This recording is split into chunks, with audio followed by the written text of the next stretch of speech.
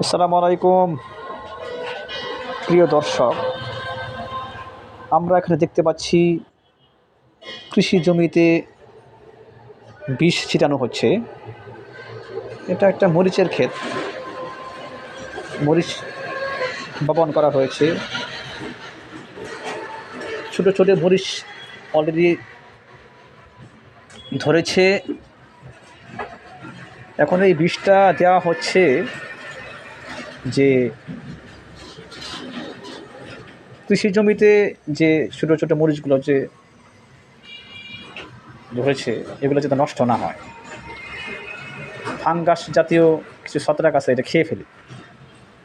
প্রথম দিকে মরিচটা খেয়ে ফেলে, মরিচের যে অঙ্কুরগুলো যে আছে খেয়ে ফেলে, যাতে না খেতে পারে এই জন্য বিষটা দেওয়া হচ্ছে। তবে বিষটাও ক্ষতিকর।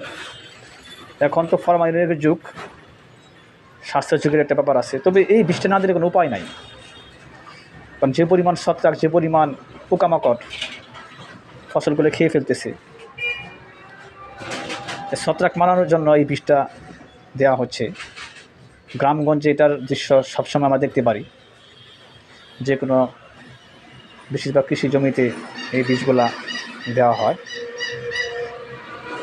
তো স্বাস্থ্যের ব্যাপারে স্বাস্থ্য ঝুঁকি সব জায়গাতেই আছে, এটাও একটা স্বাস্থ্যের ঝুঁকির ব্যাপার। এটা যখন বড় হবে, কৃষি জমিতেও এই সার দেওয়া হয়, এই সারটাও ক্ষতিকর। সার থেকে যে এটা হয়, তো এটা কিছু করার নাই, এটা তো অল্প ক্ষতিকর। এর পর তো আবার এই ফসলটা ফলানোর পর যখন এটা মানুষের কাছে পৌঁছায়, তারপর সেই সময় ফরমালিন মিশানো হয়। এটা অনেক রকম আসে আর কি, ক্লেম আসে, সেটা যেন না হয় আর কি। সেটা অনেক বেশি ক্ষতিকর। তো কৃষি খাতটা ঠিক রাখার জন্য, যাতে ফসল ভালো হয়, পোকামাকড় না খায়, এই জন্য এই বিষটা দেওয়া হচ্ছে।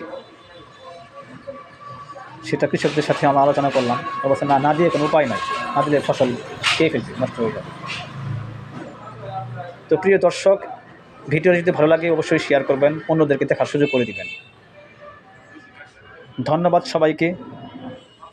সবার সুস্বাস্থ্য কামনা করি। আল্লাহ হাফেজ। আসসালামু আলাইকুম।